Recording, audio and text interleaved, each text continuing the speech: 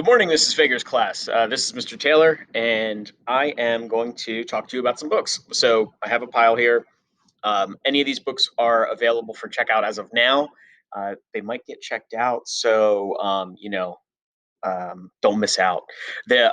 If you do go into the Koha system, it's the web address is library.penmanor.net. You sign in, you put the book on hold. If you do that and you see the book's out, if you go and put it on hold and the book's out, you just have to wait. So you might not get a book right away.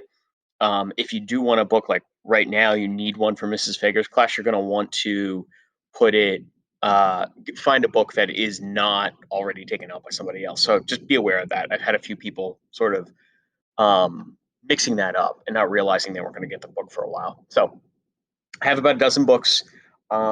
As I like to do, I have a couple of nonfiction books, and I'd recommend if, let's say, some of these books do get checked out and you don't get them, you can definitely look up the topics they're on because a lot of these we have other books that are related in topic.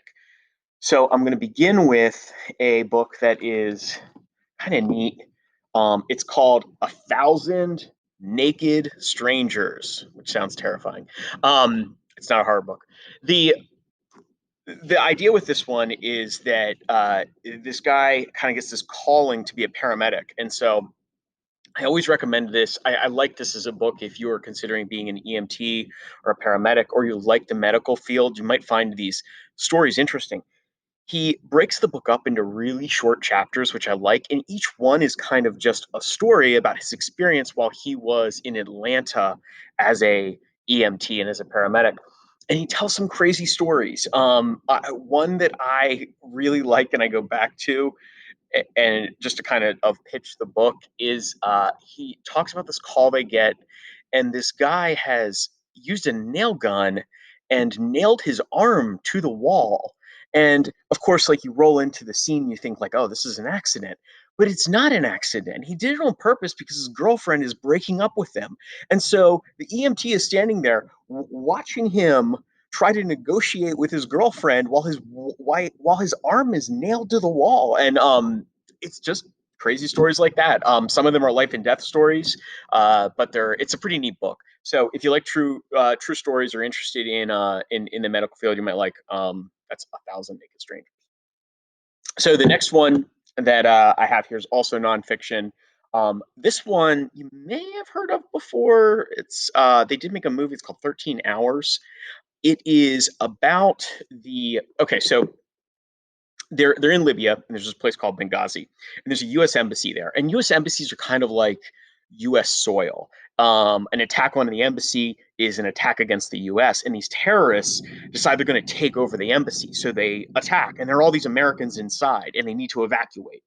And there was a big sort of controversy afterwards, but this book doesn't focus on that. It doesn't focus on the politics. It's about the soldiers. It's about the guys on the ground and what they did to try to fight off these terrorists as other Americans are escaping. And it's a true story. It's a neat military story. It's like I said, one thing I like about the books is it doesn't get into the political nature of everything.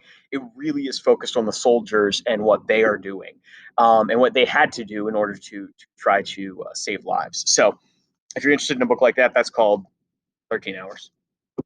I'm going to move now over to the fiction books. And so these will all be like different genres of fiction. I'll start with like actually kind of a quick read, a short book. It's called Wildfire, and we have it in the adventure section because it's a survival book.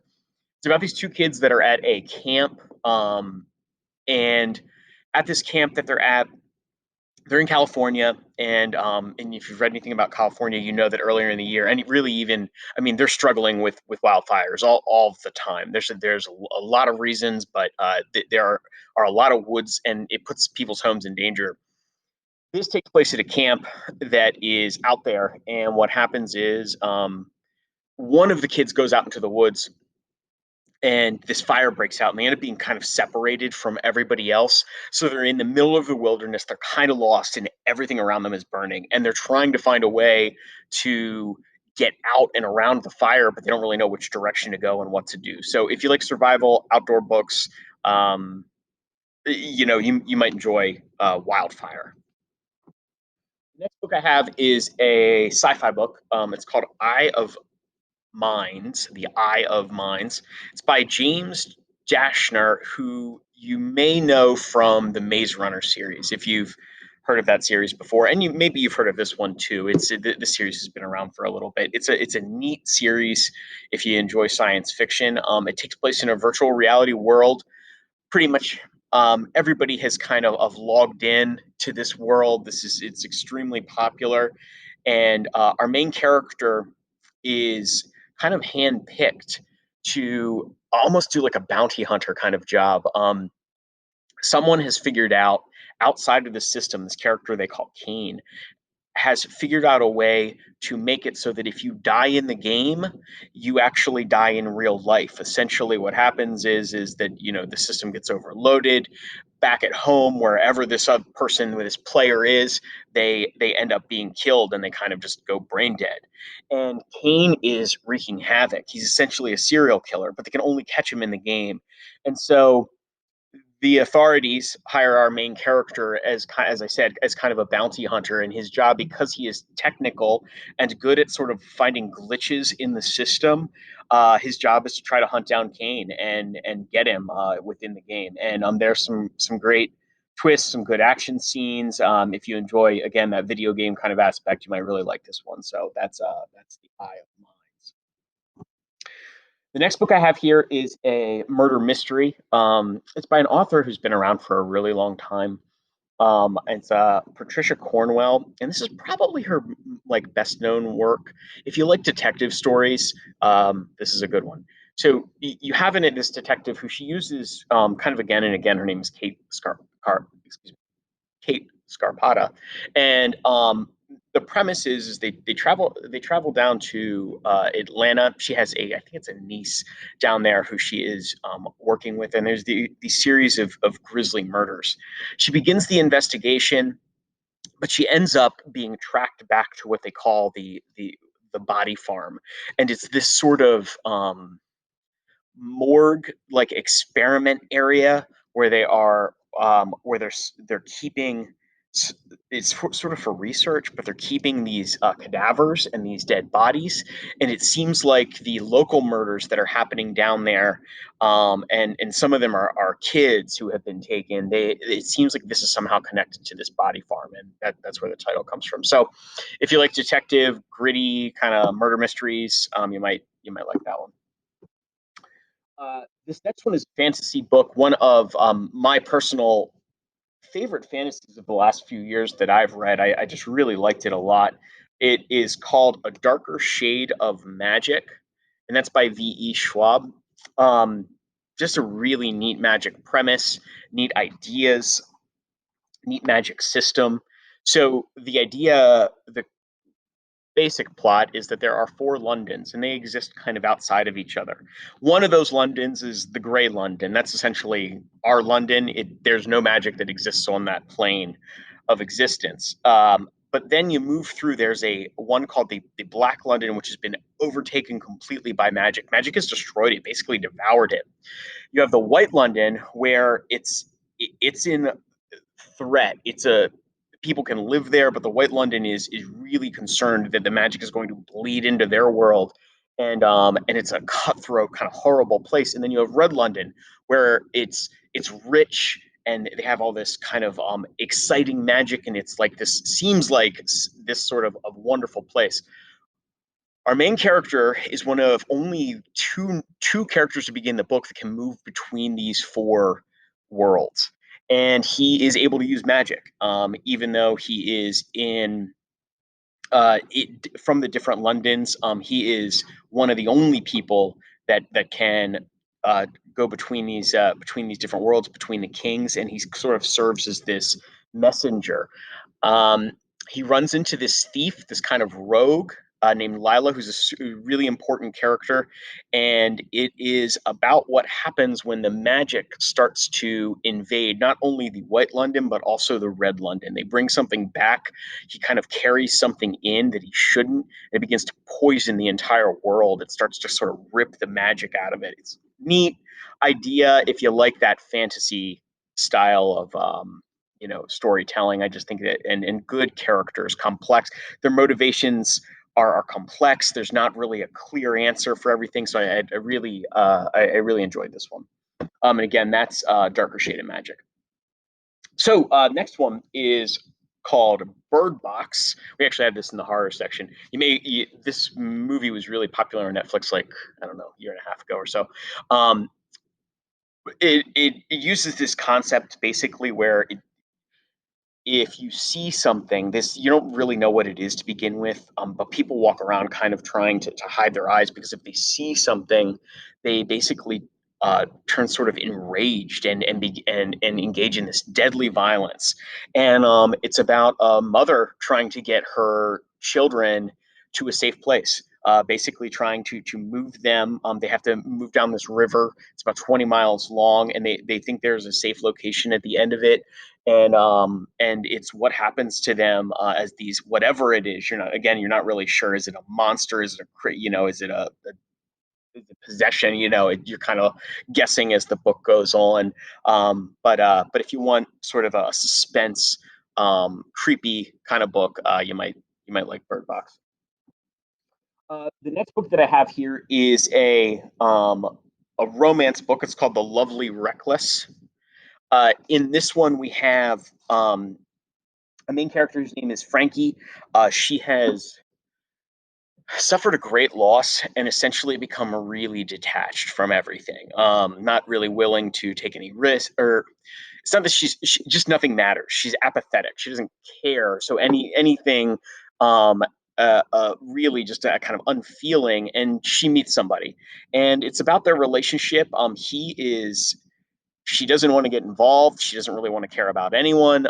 He is kind of reckless, but also he's taking these huge risks for his family, and she gets pulled into that. And it's about the two of them and what happens to their relationship. Again, it's a romance, so it's about whether or not they end up. Partly about whether or not they end up together, but it's also about the other things going on in their lives. So that's a that's called again The Lovely Reckless.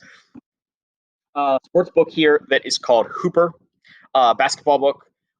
You have a young man, similar to the last one where he has suffered great loss. He's actually been adopted. His mother dies and he's adopted, and he ends up moving kind of across country. Difficulty sort of meeting people, and ends up in basketball. Ends up making kind of like a travel league team. He's pretty good, and his whole world revolves around basketball. And then something happens on the team that puts all of that into jeopardy, where he has to make a choice about his own future and about his family and about his adoptive parents and his friends that he has made. So it kind of comes back along. So it's got that sports element to it, a lot of basketball action, but also this character that has this heavy decision to make. So that's called Hooper. The uh, the next one I have here um, is we'll do this one. Anger is a Gift, kind of a neat book about someone who is it's kind of he's a really good character because he has this he's compassionate and and kind of cares about everybody, but something happens to his dad, and there's this sort of movement, and it does connect somewhat with like current events where there's this violence that takes place in his family, and it puts him right in the middle of a movement where he's not sure what to do, but he knows that he is upset and angry with what has happened to him. And it's about, again, kind of like the last book, where it's about the choices he has to make, about kind of who he's going to be and what he's going to stand for. um, so that's Anger is a Gift. If you're interested in something kind of realistic, set in modern time, that's a good one. I'll leave you with I have one more here. This one is called On Blood Road. This is a Vietnam novel. It takes place during Vietnam, the Vietnam War. In it, we have it's the son of a I think she is an embassy. I forget if she is a. She works at the embassy. I can't remember what her exact title is. But she has brought her son along, and they are working in South Vietnam during the war. Essentially, the son goes is kind of reckless, but he goes out and ends up in the middle of an attack, being separated, and he's captured. And the Viet Cong realize they have an embassy member's son, and so they want to march him across North Vietnam and get him into a prison because they see him as a bargaining chip. And so he has to take basically he goes on this sort of death march. And it's called the Ho Chi Minh Trail, which is historically is something that existed. It's something that happened, and so we have this character witnessing that kind of outside of the war. He wasn't a soldier, but he's witnessing what happened and kind of the death and destruction as he's being taken to this prison. And it's about his survival. So Vietnam War story, but a little bit different than just being sort of put in the action of Vietnam. You have this person who is outside of it now is seeing the violence up close. So again, that's On Blood Road. If any of these books sounded good to you, please search the titles on Koha, and you can put them on hold. We'll try to deliver them to you as soon as possible. Again, if one of them sounded good, but it's out and you want a different recommendation, just email me. Or you can try to search in Koha, search some of those keywords. If you are interested in a book about, basketball, you can try to search for that, or any of these other ones. So that's all for today. But like I said, let me know if you have any questions, and hopefully I will see you soon. Have a great day.